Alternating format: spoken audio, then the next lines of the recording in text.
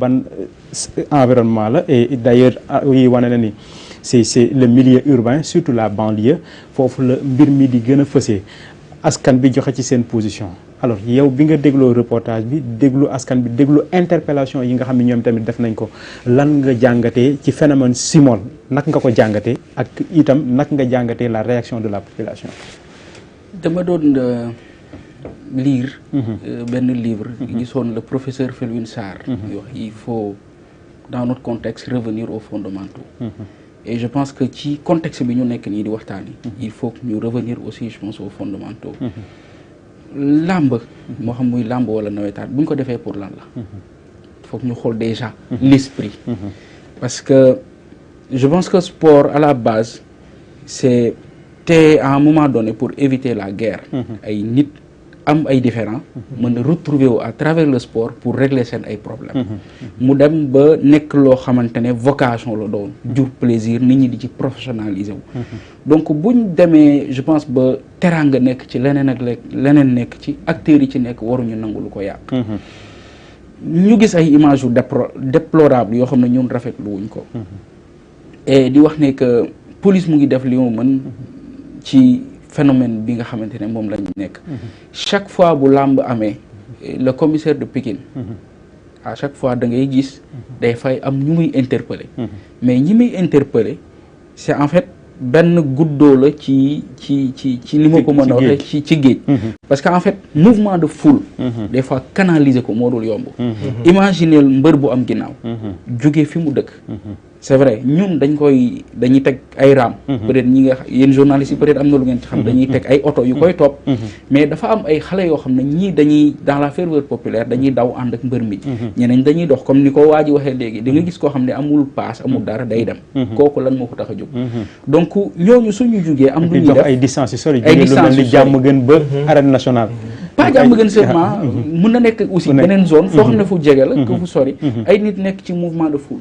maintenant nag mouvement de foule am na ay gëstukat yu bëri yu ci bind psychologie des foules. je pense ku mel ni Gustave Le Bon yu ci bëri luñ ci wax ci nit bu nekkee ci mbooloo ni muy xalaate ñenn ñi sax dañuy dem ba nuñ ànd ceeg seen xel wala seen sago. donc loolu yëpp je pense que lu ñu war a intégrer la ci analyse yi.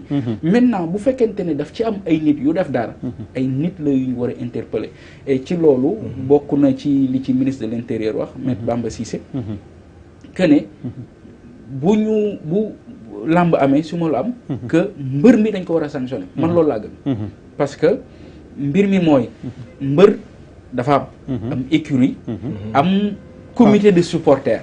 Donc je pense que supporters yooyu même mbër bi buy déplacé wu am nañ organisation bi nga xam ne dañuy faciliter mbër bi ni muy convoyé woo ni ñuy déployer ci stade bi. Donc ku ci nekk ci ñun comme ni ñuy wax Sénégal dafa tuuti ku ci nekk ci ñun xam na kan mooy kan ak nit ki li muy def.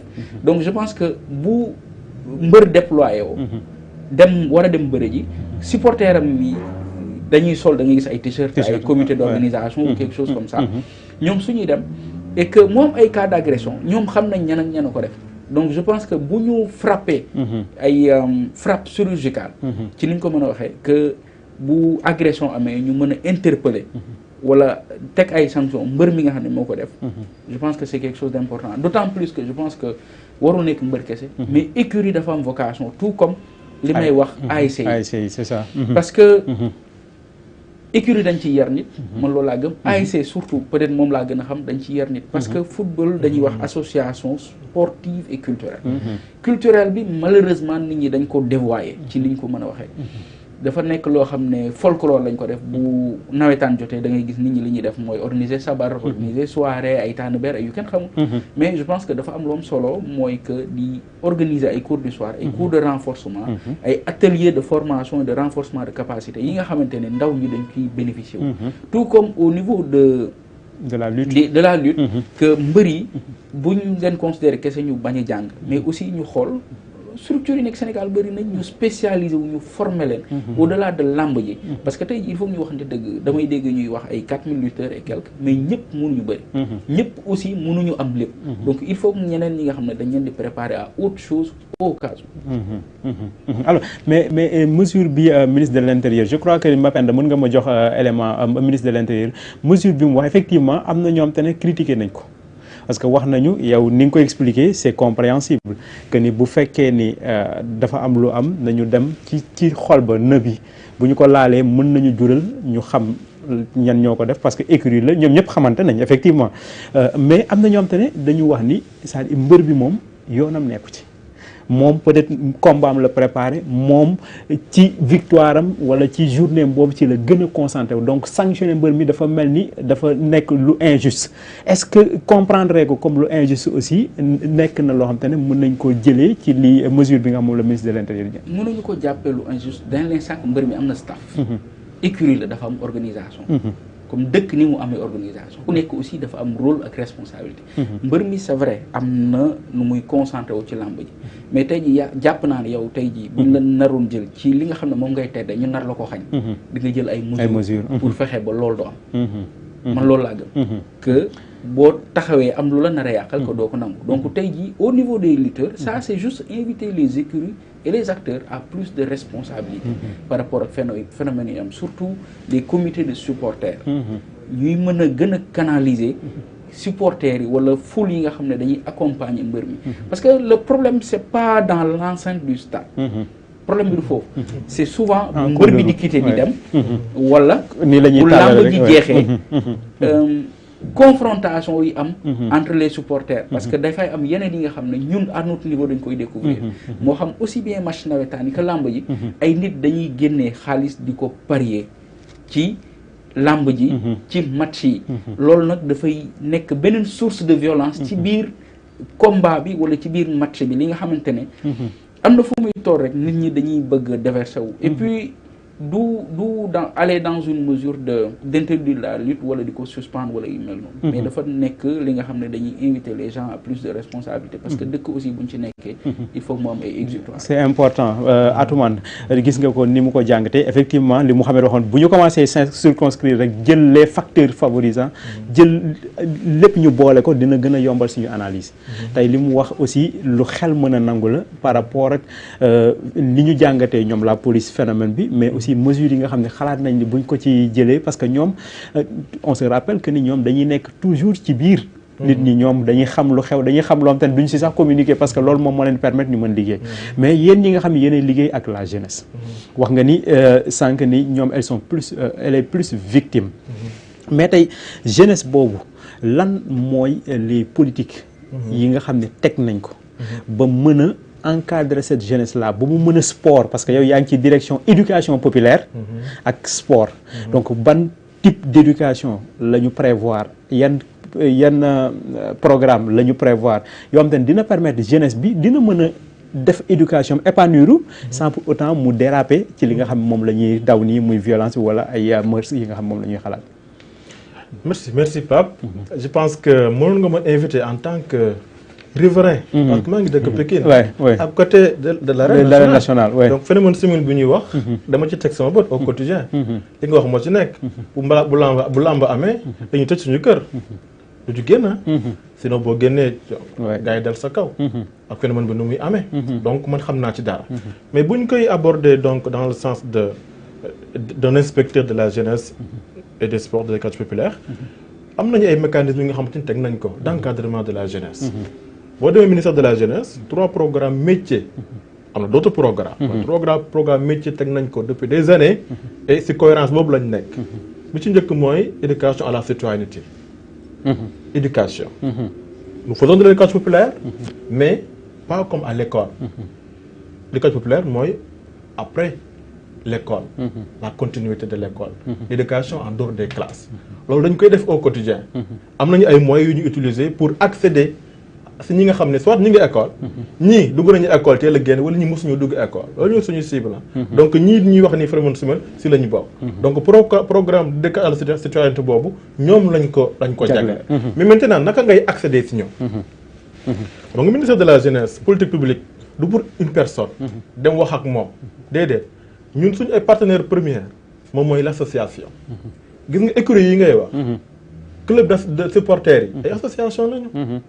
donc lamb ji du problème bi la lutte en tant que sport n'est pas le problème. le problème c'est ce qui tourne autour de la lutte. wax na ko léegi phénomène bi am du si biir arène bi. mais au-delà jeunes yi dem la plupart du temps ñi def phénomène simol bi bokkuñu sax ci écurie mbir bi sax xamu leen donc sanctionner le lutteur d'accord mën nañu def enquête bi ba xam ni quel est le degré de culpabilité du lutteur mais lutteur bu nga xam ne yow ki def phénomène bi xamoo ko bokkul sa écurie parce que écurie yi amuñu bon mën naa wax loolu amul mais carte de membre est-ce que écurie am nañ ko est-ce que association am nañ ko donc def traçabilité bëgg def le link entre la faute commise par le jeune et le lutteur en tant que tel moo tax d'accord sanctionner le lutteur mais def donc investigation bi ci war ba xam lan mooy degré de culpabilité de lutteur bu ñëwaat mais bu ma comprendre li commissaire wax c'est-à-dire xam nga ñun ñëpp ñoo dëkk ci quartier yi donc dañuy xamante même bu fekkee ni du membre de l'écurie de l'association c'est-à-dire kii xam na kii xam na kii et puis ku nekk xam na généralement ñii def pratique yi ci yenn ko ñi en fait man foofu laa gën a comprendre la mesure ak fi ñu ko basé. effectivement au-delà la surveillance xam nga ko léegi am nañ seen système bu ñu infiltrer xam li xaw mais vidéo surveillance caméra de surveillance partout aux alentours de l'arène et le parcours même des lutteurs c'est possible on est dans un état très organisé ñoom ñu ngi peut-être du ko wax mais ñun mën nañ ko wax donc loolu ça permet d'identifier clairement les fauteurs de trouble et pour revenir à ta question mooy encadrement jeunesse bi nga xamante ne politique publique mi ngi koy def au-delà donc de l'éducation à la citoyenneté boobu ma wax dañu am deuxième programme métier bu ngi tudd bu ñuy wax naan protection sociale des jeunes et gestion de leur groupement donc on a le 5 associations. Donc gestion de ce groupement-là, ce sont des programmes métiers avec des actions concrètes que nous menons sur le terrain. Troisième, c'est la promotion socio-économique. Am nga ndaw bu am occupation. Occupation laa wax de waxuma fawantu mais du tal yenn phénomène. C'est ça. Quand le jeune est occupé au quotidien bu amee loisir éducatif lay doon du tal def yenn phénomène. Donc ñun aussi ces trois programmes-là participent à occuper la jeunesse. Si on ne s'occupe pas de la jeunesse, la jeunesse va s'occuper de nous. C'est sûr. Donc yooyu ñoo ay mécanismes yi nga xam te ñu ngi koy teg au ministère de la jeunesse et la politique de jeunesse c'est pas seulement le ministère. La jeunesse elle est transversale. Combien sont les sectoriels qui ont des actions en faveur de la jeunesse? Presque tous les ministères travaillent pour la jeunesse. Moo tax link boobu war a am moo tax ñu indi récemment on a adopté le plan d'action national jeunesse paix et sécurité de la résolution 2250 du Conseil de sécurité des Nations Unies bu ko Sénégal ratifié mais nag ñu war ko tropicaliser domestiquer ko à travers des actions concrètes le plan d'action a été validé récemment maintenant la mise en œuvre fa la ñu jëm moo tax am na yuy am donte c'est pas suffisant qu'on se le dise c'est pas suffisant action publique bi en faveur de la jeunesse c'est pas suffisant mais am na lu nga xamante ne ñu ngi koy teg maintenant nag li ñu ciy jàppale mooy ñu organiser la lutte on parle de simol c'est un phénomène qu'on rattache à la lutte mais c'est pas seulement la lutte lépp luy manifestation bu jeunes yi di ànd di dem avec la folie de la foule lu ne mën a ci am mais encadrer ces manifestations là xam nga commissaire wax na ko il a parlé de répression mais aussi il a parlé de prévention donc ñun suñuy action ay action préventive la moo tax si agenda jeunesse paix et sécurité ba moo la wax léegi pilier bi ñu ëppal doole ñun mooy la prévention parce que am na yeneen pilier des engagements am na yeneen pilier protection prévention partenariat mais ñun prévention moo ñu gën a soxal parce que tolluñ ci réew bu nga xam ni violence bu ñu ko carré amaan na jeune bi dana gën a nekk donc dans une situation favorable yaakaar naa ne loolu la c'est important trois programmes yoo xam te ne c'est très important je pense que suñ ko mettre en œuvre nit ñi gën ko xam ñu communiquer ci échanger ci impliquer